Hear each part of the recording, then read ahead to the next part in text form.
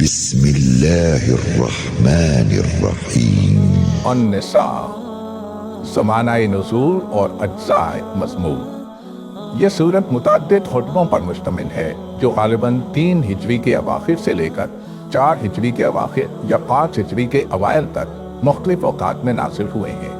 اگرچہ یہ تعین کرنا مشکل ہے کہ کس مقام سے کس مقام تک کی آیات ایک سلسلہ تقریر میں نازل ہوئی تھی اور ان کا ٹھیک زمانہ نزول کیا ہے، لیکن بعض احکام اور واقعات کی طرف بعض اشارے ایسے ہیں جن کے نزول کی تاریخیں ہمیں روایات سے معلوم ہو جاتی ہیں۔ اس لیے ان کی مدد سے ہم ان مختلف تقریروں کی ایک سرسری سی حد بندی کر سکتے ہیں جن میں یہ احکام اور یہ اشارے واقع ہوئے ہیں۔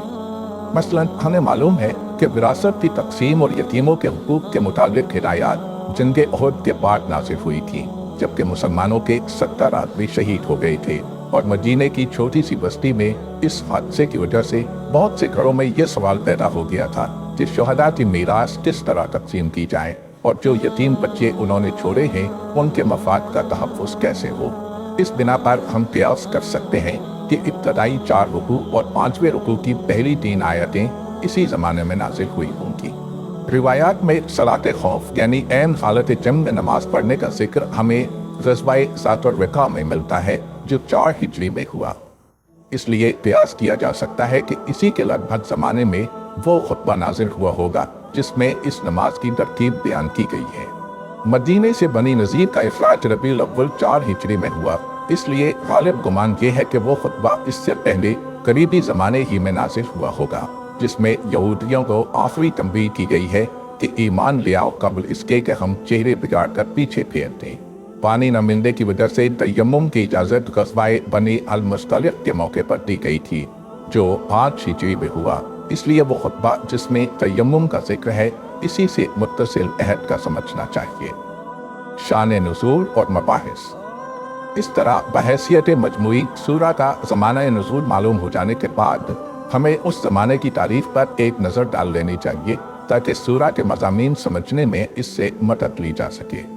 نبی صلی اللہ علیہ وسلم کے سامنے اس وقت جو کام تھا اسے 3 بڑے بڑے شعبوں پر تقسیم کیا جا سکتا ہے۔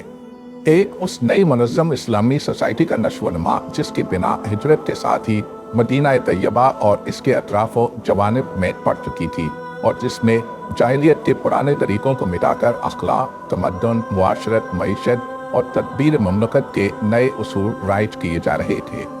دوسرے اس کشمکش کا مقابلہ جو مشرکین عرب، یہودی قبائل اور منافقین کی مخالف اصلاح طاقتوں کے ساتھ پوری شدت سے جاری تھی۔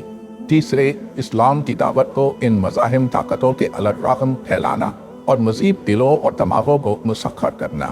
اللہ تعالیٰ کی جانب سے اس موقع پر جتنے خطبے نازل کیے گئے وہ سب انہی 3 شعبوں سے متعلق ہیں۔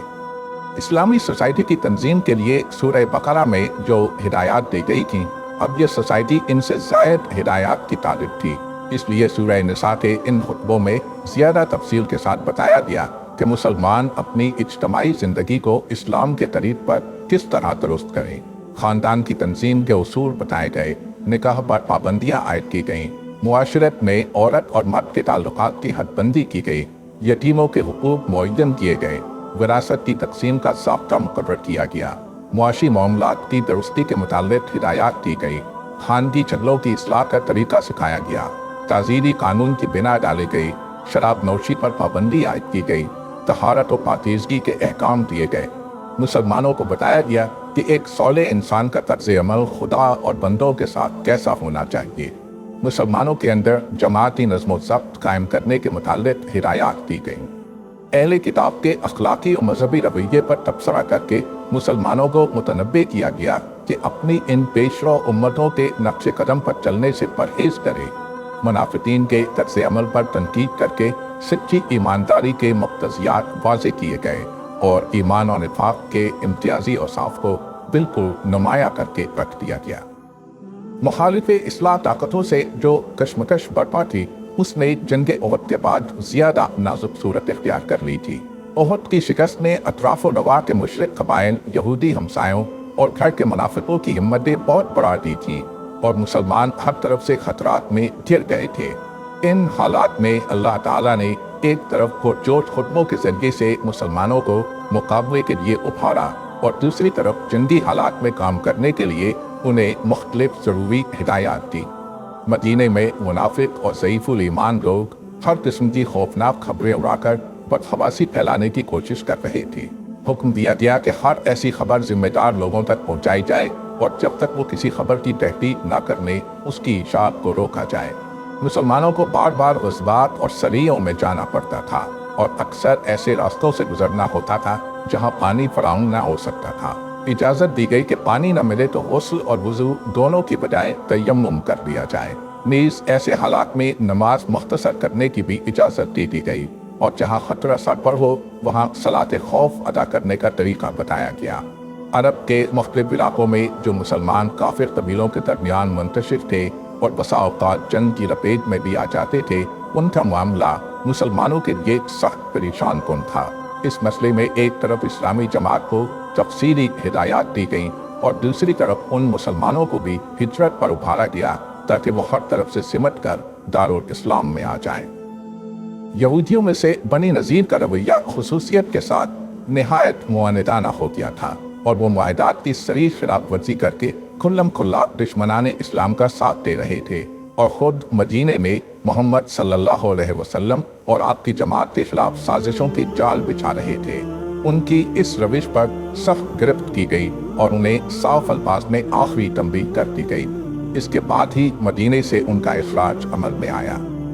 منافقین کے مختلف گروہ مختلف طرز عمل رکھتے تھے اور مسلمانوں کے لیے یہ فیصلہ کرنا مشکل تھا کہ کس قسم کے منافقوں سے کیا معاملہ کریں۔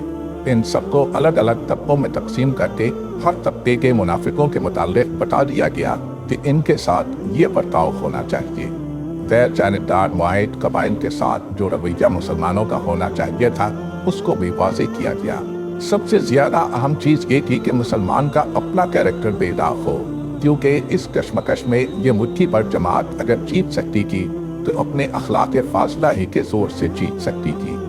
اس لیے مسلمانوں کو بلند ترین اخلاقیات کی تعلیم دی گئی اور جو کمزوری بھی ان کی جماعت میں ظاہر ہوئی اس پر سخت گرفت کی گئی۔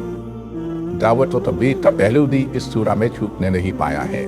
جاہلیت کے مقابلے میں اسلام جس اخلاقی اور تمدنی اصلاح کی طرف دنیا کو بلا رہا تھا اس کی توضیح کرنے کے علاوہ یہودیوں، عیسائیوں اور مشرکین تینوں گروہوں کے غلط مذہبی تصورات اور غلط اخلاق و اعمال پر اس سورہ میں تنقید کر کے ان کو دین حق کی طرف دعوت دی گئی ہے۔